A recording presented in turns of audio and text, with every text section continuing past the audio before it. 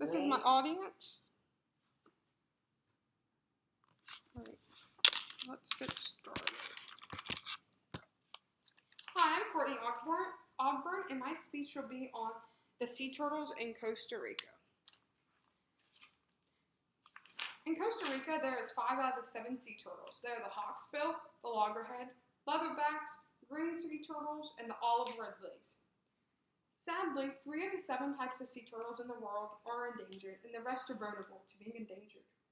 Costa Rica is home to many of these turtles, though. From this speech, I hope you learn about the sea turtles located in Playa Grande and Tortuguero, Costa Rica. I chose these locations because there was a lot more information on these beaches than the other beaches in Costa Rica, which still do house a lot of sea turtles. To get started, let's examine the leatherback sea turtles in Playa Grande. Leatherback sea turtles are the largest turtles. They are 5 to 6 feet long and about 1,100 pounds. Their shell is leather-like, which gives their name, and their shell also aids them in being able to dive about 4,000 feet down into the ocean and be able to stay down there for about 85 minutes.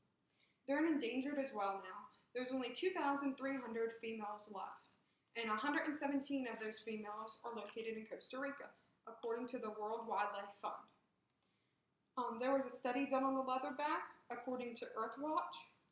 The past 3 decades in the Pacific, there has been a 98% decline of the leatherback sea turtles since 1980.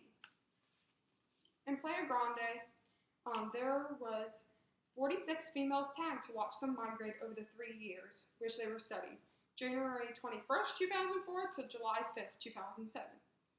Each year, they went from Playa Grande, Costa Rica to South Pacific Guri. Only one of the turtles remained off the coast of Panama and Costa Rica the whole time.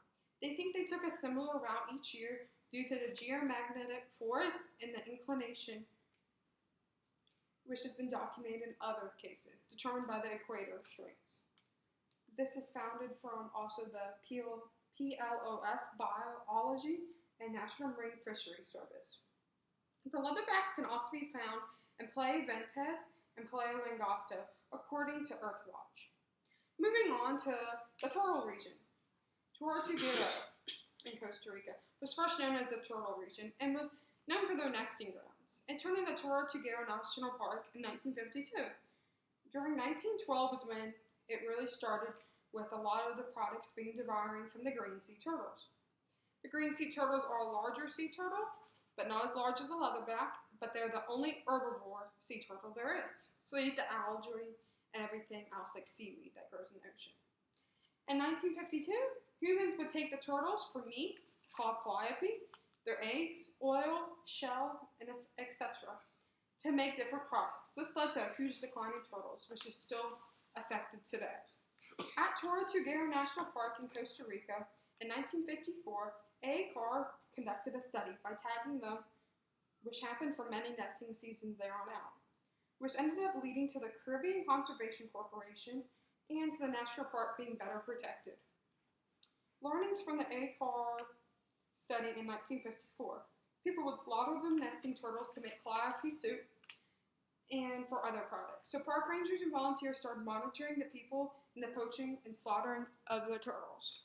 There was a large consumption of the turtles in Tortuguero and Parisian villages. Learnings from the Caribbean Conservation Corporation in 1997. From July 6th to December 1997, there was an extensive study on the turtles here.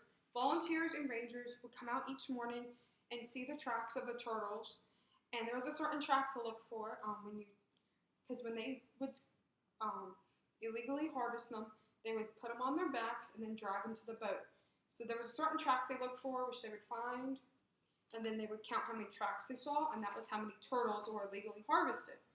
They also found some alive turtles still laying on their backs, waiting to get picked up by the next round of ships, which led them to believe that they were being used for commercial use.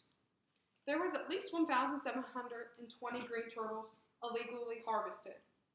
This is from the proceedings of the 18th International Symposium of Sea Turtles. Now in 2016 in Playa Grande, the leatherbacks are at their least productive nesting seasons. The green turtles were upward trend for about 40 years, and then 2012 to 2015, they went on a downward spiral, but they went up dramatically in 2016. Costa Rica is definitely one of the major places in the Pacific to be home to sea turtles.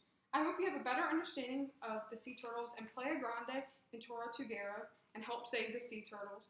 Just remember not to leave out fishing line, plastic bags, or any debris in the water because this harmfully hurts the sea turtles. And don't mess with the nest.